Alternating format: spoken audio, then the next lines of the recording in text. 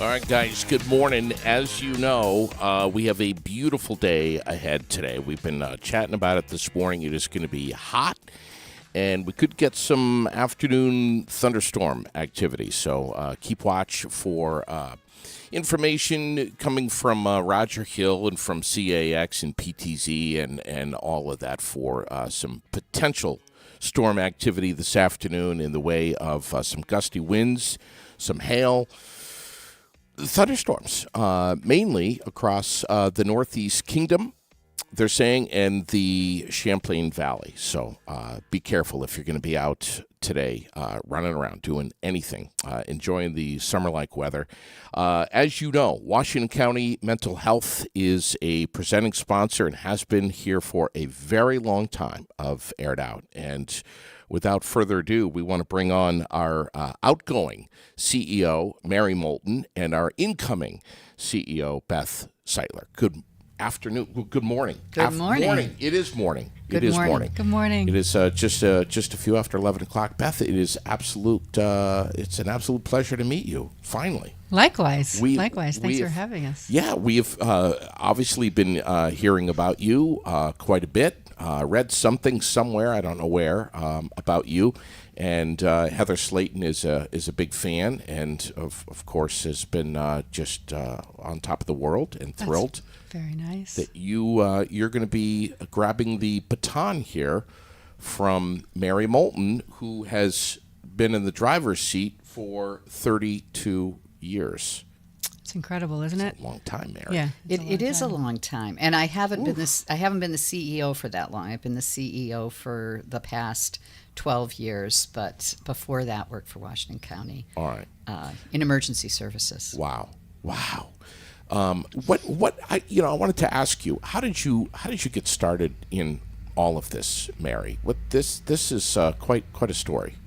Well, I worked in healthcare, so as actually an administrative assistant, and I was asked to run a home over in Waterbury years ago, 34 years ago, from a friend of mine who owned the home, and it's called the Kirby House, and it's a place where people were transitioning out of the Vermont State Hospital into the residential home, and I started there, and I just fell in love with working with people who had challenges with mental health, who had challenges with developmental disabilities.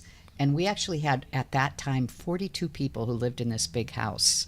Wow. So I started there, and then I received an offer a few years later from Washington County Mental Health to come and work as an emergency services clinician working on the mobile crisis team. And I grabbed that job in 1991 or 92, I think. What was that like? That and at first extremely intimidating. So it was days of carrying big two-way radios and receiving dispatch calls, very much like the police, to go out and see people. And we had a team of about 8 folks, and we would go out and see people who were struggling with their mental health, who had feelings around wanting to hurt themselves, thoughts around suicide, working with police, really getting to know the community. And that's how I got to know the community, got to know a lot of people who I still know this many years later, particularly clients who I think taught me everything I needed to know. Isn't that amazing? I mean, you talk about on-the-job training. I mean, that's something you just can't learn in the classroom anywhere. Absolutely not. I remember my first call was at night, and I had my two-way radio in hand, and I had to go see someone, and I was in my car, and I was trying to maneuver a call that was coming to me while driving the car, and I was a nervous wreck. But actually, after I started doing it and met a few people, I thought, wow, what an incredibly wonderful job. And meeting people, and sometimes their darkest times, they share, some pretty intimate things. And it's just an honor to be a part of that. And I loved that job. So fast forward from there, then what? Well, then I actually took my skill set, I think, which I learned, which was to help people in urgent situations and I was asked to do projects within the agency. So about 15 years after I started working at Washington County Mental Health, probably 10 years, I was asked to start working on special projects around housing, trying to increase our housing opportunities for people so they would have more support to move toward independence, and that urgent type of skill set that I had working in emergencies, I brought to projects. And I wasn't sure I really wanted to do it, but I loved it, and I love growing programs. And so that just grew to a period of time where I became the chief of operations at Washington County, actually doing a lot with the entire agency across the board, meeting everyone in divisions, and helping clients to have a lot of different settings and programs that we didn't have before. Wow. Try not to laugh too hard, but what's a day in the life of Mary Moulton? It starts early and ends late. I bet. So, yeah. I think that's hard to describe, but what I would say is, because you have had so many people come on to talk on the show around the type of work that we do.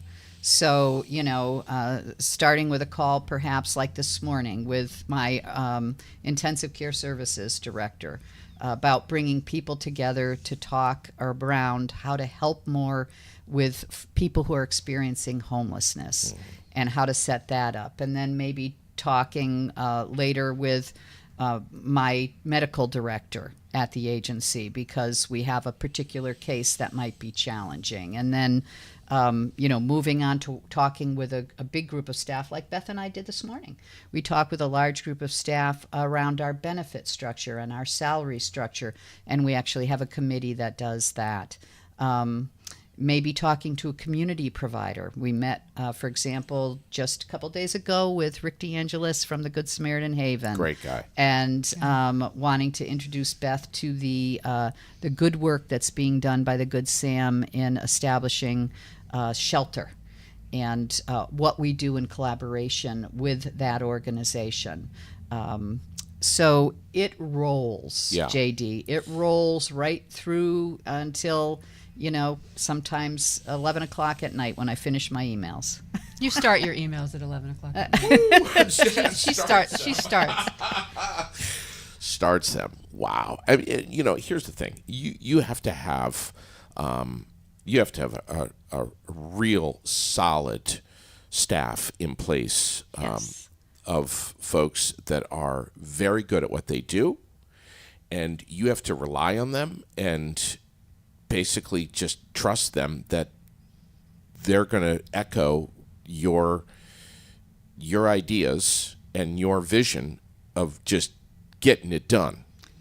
Yes, well, and what sit I would back say and is just let them do what they got to do. Yeah, so it's almost like the opposite. They bring the ideas, right? And I, we talk about that and support those ideas. So they're the best. Yeah, I'll just say they're the best. The caring, the compassion, the creativity. The one thing at Washington County Mental Health that we have always supported is autonomy and creativity in working with people and coming up with ideas to fill gaps in our community where people have needs. I mean, like the flood. We had need to get out there right away, and Heather Slayton was one of those people that was immediately at the shelter, and we put a team together. So the staff is fabulous. You absolutely cannot stand in the way of Heather Slayton. No. No, if you do, you could get trampled. You're going to go down. Yeah, exactly. She is such a go-getter. Yes. I want you to introduce Beth. I would love to introduce Beth. So Beth will also speak to what she wants to bring, but I am delighted. And, as an outgoing executive director, to bring in someone that has Beth's qualities. I said we wanted heart and smart, and boy, did we get it. So Beth brings her experience from working at Champlain Community Services, which she may tell you about a little bit, up in Colchester for many years. But she has worked at the state level, on the legislative level, as an advocate for people with developmental and intellectual disabilities. Has tremendous energy, tremendous calm. And so for me, going out to not worry, to feel so good about Washington County Mental Health, which is an agency that I love. I know you do. And have committed my life to go out with a smile, that's where I am. So that's how I introduce Beth Sightler. Are you going to come back and poke your head in the door? I will. Okay. Yeah, I might come help Heather maybe with a little, communication stuff that she's doing. But I'm going to take the summer off. And I have a wonderful, beautiful family and many grandchildren. And I'm going to spend some time not working. And then in September, I'll poke around a little bit, do some consulting here and there. Yeah. And change your cell phone number so Beth doesn't call you. Beth, I'll get a string and a can if I need it. I'll find her. Tell me about you. Tell me about you, Beth. Tell me about the Champlain Community Service, and tell me about your past, your history. Yeah, so I came into this work a little bit different trajectory than Mary.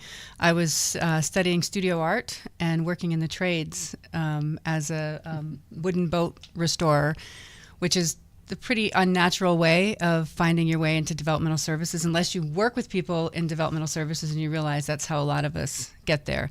Wow. Yeah, so I actually started working with an artist who came and worked in my studio, and he used facilitated communication. And so we got to know each other. We got pretty connected, and I became a service coordinator, a case manager. And then I was working in a group home for a while with women out in. I was working for Howard Center to begin with, doing direct service, and then great organization. Yeah, absolutely incredible. I spent 12 years there, and then worked on their on-call team. Maybe some similar experiences to Mary on the on-call team. We had some wild times, some really heartfelt and beautiful experiences there. And then I moved over to CCS 19 years ago, and started again as a case manager. Was the assistant director for a while, and then 11 years ago became the executive director. And then I got to start working with Mary and the entire Vermont Care Partners Network. I started to, reach out with working at the legislature, working in Vermont Care Partners. I got to, Mary and I were co-presidents of Vermont Care Partners for a while, which was like the beginning of the greatest in-service of my career, which is working next to this one here. So, yeah, and then was convinced that this was a good direction to move next by my good friend Mary and some other folks, and trying as hard as I can to imagine following Mary Moulton in this position, who is absolutely legendary. Yes, she is. And, and deserves that legend. I mean, she's just extraordinary. And this is, I've been describing this as a master class in service. So I'm incredibly excited to be here. I think sufficiently nervous about what things will be like without Mary. And like I said, I'm really excited. I mean, it's a wonderful, wonderful place. And she's talking about the staff. I can't imagine how nervous they are and, concerned about the future, but at the same time have treated me with so much tenderness and compassion and humor.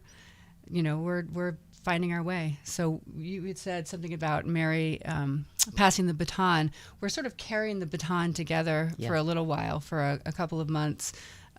She's this month, through the next 11 days or so, or however many days, 9 days to the end of the month. She's leading the charge, and then next June, in June next month, I'll carry the front end of the baton for a little bit. And that's when Mary will be moving to her private island in the Caribbean. She can't get far enough away, as far as I'm concerned. Yeah, and changing her name. Yeah. And that's a whole different thing, right? I'm sure. I'll be out on my riding mower taking care of my bees, JD. Oh, my gosh. So it's I didn't know that the two of you have collaborated together in the past quite a bit. Yes. Wow. We got to work very closely together. Yes. Yeah. Have you? Do you both feel that you have garnered some pretty good attention of the Vermont legislature with pertaining to mental health issues and, frankly, a mental health crisis over the years, even pre-COVID. Oh, I would say absolutely. Yes. Yes. You know, and for people with developmental and intellectual disabilities, this is a place where both Beth and I have put a lot of efforts over the years. And, you know, we serve people who sometimes live in real compromised situations.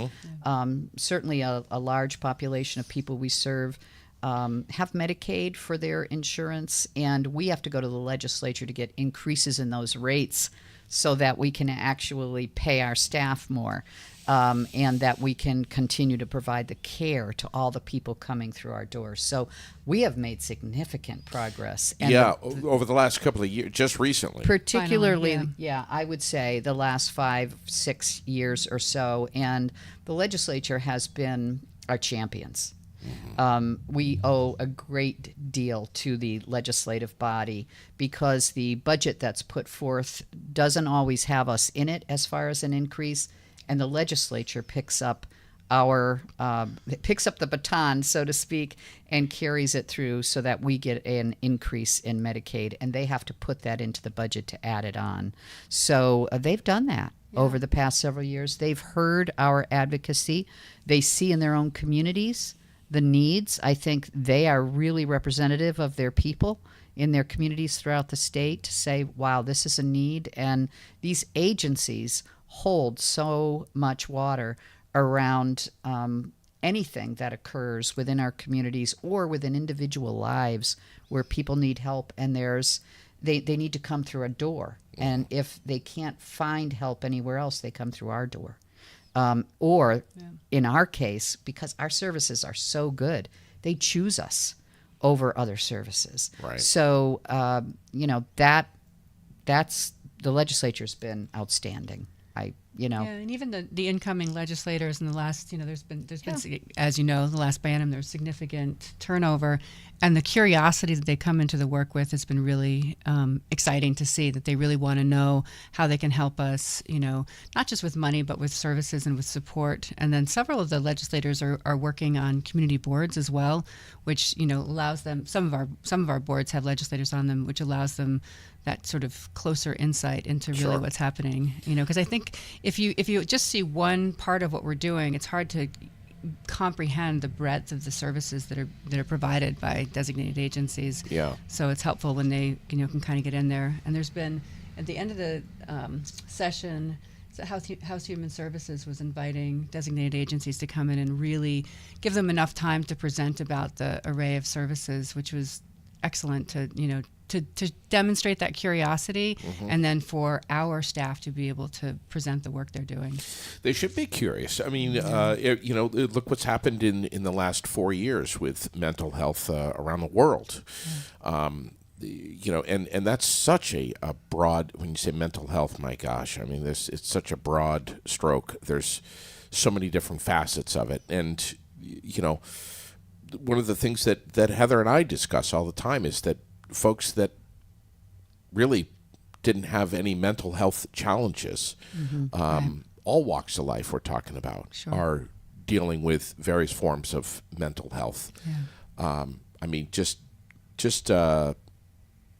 domestic stuff across the nation is like tenfold what it was pre-COVID. And the pandemic, I think, woke us up to mental health being on a equal status with health. I call the pandemic the great equalizer. Sure. And I think it's Mental Health Awareness Month this month. It is. It's a great time for us to be, putting that exclamation point on how important it is and that mental health is health. Sure. When I started, the stigma for seeking mental health assistance was huge. Yes. And I'd like to believe that, as we all experienced tremendous stress during a pandemic, we had imposed on us conditions of living that weren't our choice. And, I would often say, well, if we choose to be alone and we choose to spend time in isolation, that's one thing because it's our choice. If we are told we should isolate, that is a stress. Yeah. And so people begin to feel that stress, and I think the awareness around the importance of mental health and how we keep ourselves healthy during those stressful times was a message for us all that we have to attend to this part of our bodies. It seems like there's quite the push right now in our culture that of normalizing. It's okay to say the words mental health, but it's also okay. I mean, you see it everywhere on social media. Yeah. It's okay to not be okay. I mean, we've all seen those words. And take care of yourself. And take care of yourself. It's one thing to look good, and we have plenty of that on social media and in the media. Looking good, eating right, looking good. Yeah. But more importantly, feeling good. And if you don't feel good, at some point, you ain't going to look good. You've got to take care of yourself. Self-care is essential. It doesn't matter if you're a mom, dad, business executive. It doesn't matter what walk of life. If you're not doing something for yourself to care for yourself, things aren't going to go well for you at some point. They're going to catch up with you. Yeah. And there's so many of us that are caregivers to others, but we're not caring for ourselves enough. Mm-hmm. And that's catching up with our society as well. Yeah, I think. Yes. This is I don't know how many thousands of feet we're up looking down at mental health, but it's more than 40,000 feet. I'll tell you that right now. It's a lot. Beth, you've got you have a road in front of you that's pretty huge. I mean, this is amazing what you're doing. There's incredible travelers on it though too. Yes, there are. Absolutely. And I'm sure pretty soon going forward you're going to maybe wish that you could clone yourself. Or clone Mary. Or clone the senior team. No, I mean I think we have what we need. We have great supports in place. We have incredible staff. I mean, of course, there's Mary's right. They're long days. Yeah. They start early, they go late, but they're filled with meaning, and I think that's that's the big absolutely value of this work is that when I first started, there are people who come. You work in developmental services, and maybe you've heard people say this to you that. You must be so nice, or you must have such incredible patience. And I think what people don't realize about this work, and I know it's the same for working with people with mental health issues, that this is what it brings into your life, the people that it brings into your life, the experiences that you have. Yeah. It's just so incredibly valuable. There's not a special skill set necessarily in doing this. It's that you're really able to engage with people in a new way, and there's so much learning. And that opportunity is really rare. So for me, they're long days, but they're days that have tremendous value. When I said something about working in the trades. I was working on wooden boats. I loved working on boats. I thought I thought they were beautiful. I loved the wood. But at the end of the day, what you did was you made a boat look good, which is not entirely invaluable, or not valuable, but this work at the end of the day, that you tried. You tried to do something, and maybe you did something valuable, and that's a good way to spend time in this life. This is the kind of career where you might even fall asleep a little faster at night. It's true. Mary, true. But you've made a real difference. I got it down to 30 seconds. I'm sure. I'm not quite there.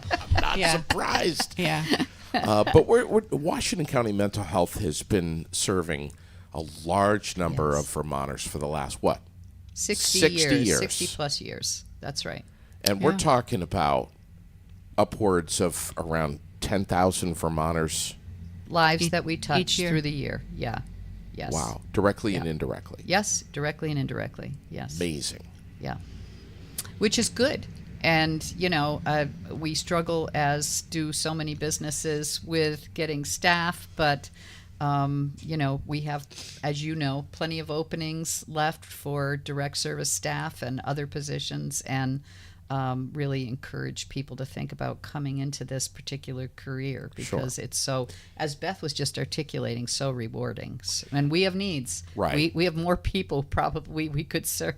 And you don't need a resume with a master's degree on it. What you do have to have is a big heart. That's really And probably the biggest prerequisite, right? Yeah, and Yes. curiosity. I think a big heart and curiosity and a willingness to learn and sometimes, put yourself in a position to be learning and sometimes uncomfortable. And I think that, people Yes. don't feel don't always think that that's valuable and don't realize how incredible it is to be a little uncomfortable and to learn a different way Sure. of supporting people. And have some patience, too. Yeah. A lot of Some it. patience. Yeah. Yeah. Mary, what would you, what kind of advice would you give or have you already given to Beth? Well, I think, just to breathe, because there's a lot that can come towards you every single day. Reach out to people who are our leaders within our organization that Yes. are experts. Experts. They are Yes. experts. Each division that we have, whether it's our outpatient division, our division that works with people with severe and persistent mental illness, our children's services division, our developmental services division, our intensive care services division. We have experts in each of those spaces. And so you're not alone. That's the main message. Yeah. You're not alone. A huge team. Yes, it's a great team. And when we're, faced with whatever we are around providing client care, wondering whether we have a budget cut in that, how are we going to fill a gap? Do we have enough staff?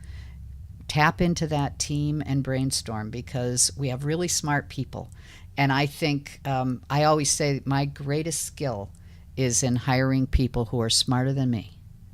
And that is the way to go, because then you can put your heads together and you figure it out. Yeah. And also with our community providers, this region has the most fabulous community provider network, whether that be It's Capstone, massive. Oh. right, whether Yeah, that be incredible. Home Health, whether that be the Family Center, whether that's the Good Sam or Downstreet Housing, Yeah. that has so many projects on its plate right now. I'm leaving so many out, but great group of community providers that we also tap into, and we come together on significant issues like the issue of homelessness. How do we assist people who are having to move out of the hotel soon, and we don't have enough housing, JD? We all know that, right? So there, even though Downstreet's moving as fast as they can to get housing projects up and running, it takes a year or two or three to get the actual physical building up. And so people are living in compromised situations outside, many of them, during that time. Just one example of where we come together in our community. And they need assistance with mental health and substance use issues that they may be having. We said this yesterday on the air, that this is hitting all socioeconomic sectors Yes. everywhere. Absolutely. And even when we talk about people in our hotels, some folks don't realize that they're out to work every day. They have a job. Yeah. But it's not enough money to cover like that down that they need on an apartment, or there just isn't an apartment Sure. because our Sure. housing stock got wiped out, right? All states have their problems. Yes. We are very familiar with our problems right here in the Green Mountain State. And Washington County Mental Health is kind of pulling the weight there, and is the catch-all with the residual effects of what's coming down True. in the state. Yeah, people guys are carrying the experiencing weight. stress call us. Absolutely. And we work quietly around the fringes, and people don't always know we're out there, but Sure. we are out there, and we're reaching out through mobile outreach teams, Yeah. and again, joining some of those other community partner groups to help folks who are struggling, and across all socioeconomic Yes. areas. Beth, I say to Mary, I say to you, I say to Heather, everyone, it's so remarkable that it's like Washington County Mental Health is not this building that you walk into and it's all right there under one roof.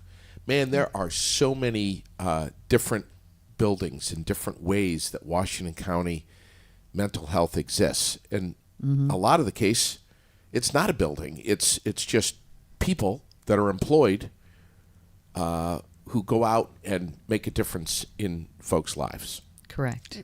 It's a community. It's a community. Yeah. It's amazing. It's absolutely incredible. Absolutely incredible. I'm learning every day, all the different ways that we're touching people and making an impact. It's just incredible. Yeah. And when we talk about physical structures, I mean, look at all the buildings. There's this and that and this, and they're all serving different purposes. I mean, look at Beckley Hill and A lot of buildings. I mean, people are really learning to get on with their lives and to live with what they have, but also foster and great skills and get into some employment and better themselves and overcome a lot and not walk around with a stigma stamped on the head. I'm so glad you said that, JD. And I think that is an area people in our community might not realize that we help with, and that's employment. Yeah. Right? So part of wellness is employment. Part of wellness and recovery is housing. Yep. And so we help with those areas for people who come through our doors. And independence is a direct link to mental health too. And many of our buildings that we have are housing. And that does offer people a level of independence, a sense of identity.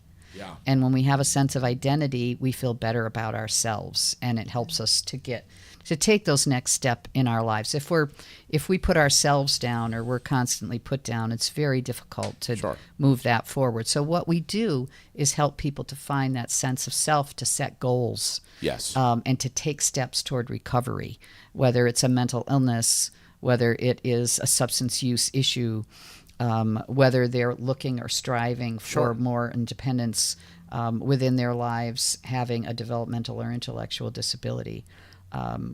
We are there to try to help with that, and we've got a lot of different levers that we pull. Oh, sure.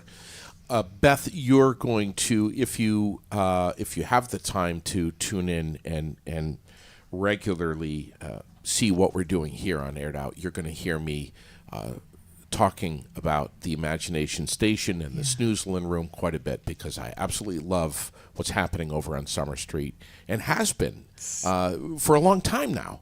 And the fact that that building is all being redone and that we can finally get back in there. Took a while. It took a while. The darn floodwaters took us out for a bit there. Man, it's amazing. It's amazing what's being done over there. It's an incredible, It's one of the first places Mary brought me was, the well space, and to see, it's just absolutely incredible. Yeah. I did disclose that Beth went into the ball pit and, accidentally tripped and fell. First things first. The wonderful thing about getting the ball pit. The wonderful thing about the Imagination Station is allowing people, of course, particularly young people with autism, to experience a safe space. To experience their senses. Yes. And to feel and to touch and to view and to hear. Just in quiet and what they choose. Yeah. And so it's a large space if people get to visit it. It's wonderful. Yes, very true. And frankly, sensory deprivation. I mean, just to stop all of the noise that's going on in the world. We all should go in there. We all should go in there. What you see and what you hear is information overload, and it's a wonderful, wonderful place. I hope, Beth, that you'll sneak back in here anytime you want to, frankly, talk about anything you want. Thank you. And I say the same to Mike Ootman. I mean, what a great guy. And Heather, she just kind of storms in here and crashes the party anytime she wants to. But you're all obviously, and I hope you know this, welcome to come in here to talk about anything, anytime. Thank you so much. Yeah, whether it's employment opportunities, and what a great place to work for. Great benefits. Yeah. I mean, like you say, Beth, when you finish your day, it may have been a tough day, but you know that you've made a difference. You know you've made a difference. What's more rewarding than that? And I'm testament to that. So right, I know. You know what it's like. Right. It is. Right. Yeah, this is the best job in the world. It is. The positions that we have, but also just working with other people and being able to support them and, sometimes bring attention to what needs a little bit more attention. I mean, it's, this organization is vast and like Mary says, sometimes operates in the wings and people don't really see what we're doing, but, it's absolutely incredible work. And, I think the most important thing, one of the most important things that I think that we need to be really paying attention to is making sure we take care of the staff. Mary's saying, and we're saying it's a great place to work, but I think we have to make sure that we're always bringing attention to supporting them. Yeah. And that's already being done so much. And like I say, it's just such a wonderful organization to work for. I can't say place because it's not a building. It's just not a building.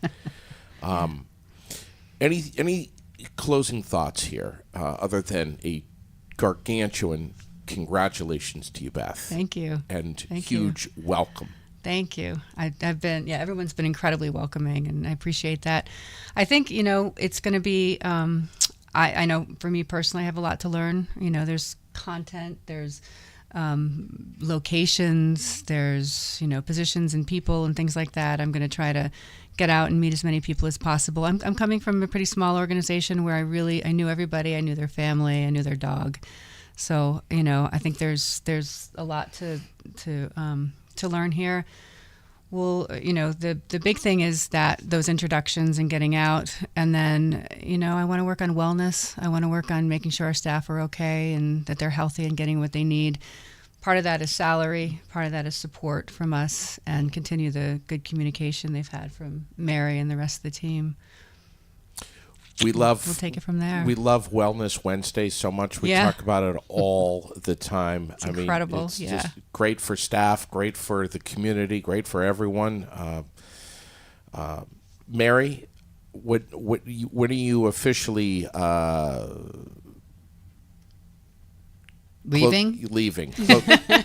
You're never going to leave. You're never going to leave. Retiring from this position, no. Maybe. Officially on paper. My official last day is June 30th, and we have a wonderful transition plan, as Beth alluded to earlier when we were talking. But 1st of June, I'm going to hand the reins over more to her and just be in the background for, that guidance and questions that come across our agency. So I'll be, calling my last day at the end of June, and it's been nothing but an incredible journey through this agency. And I was at an event here at the rehab gym on the weekend and bumped into so many people I knew that have worked at the agency, who've received services at the agency.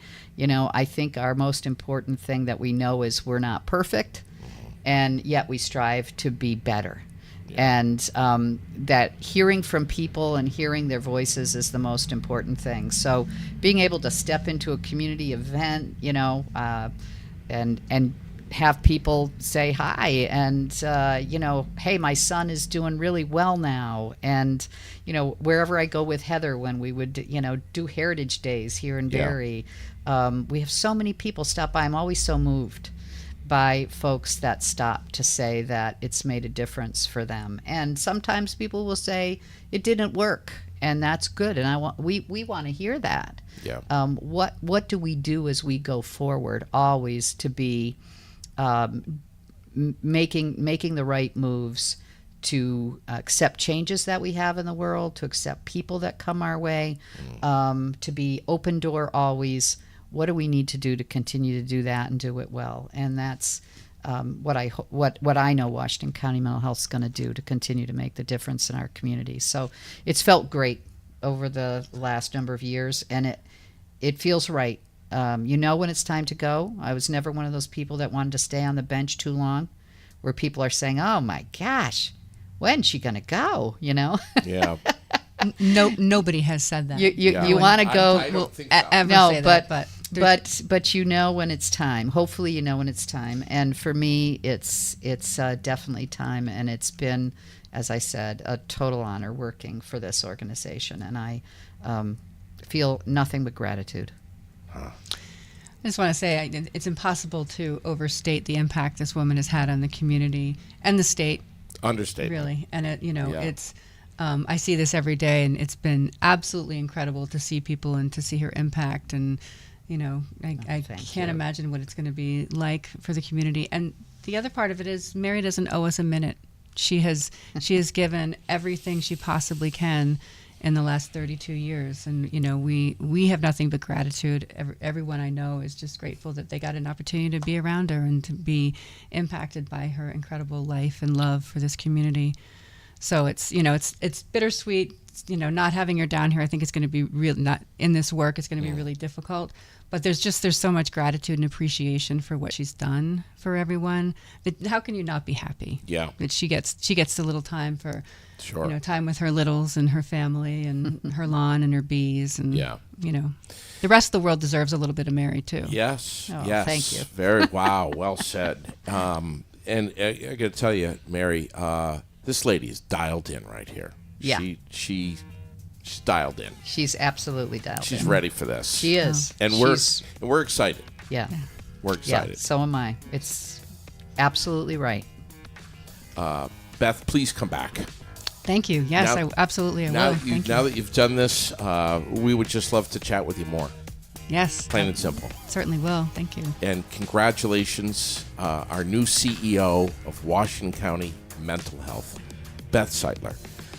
Mary, best of luck to you with what you've got on the horizon here. We love you. We always will. Our community loves you. And I hope to see you again soon as well.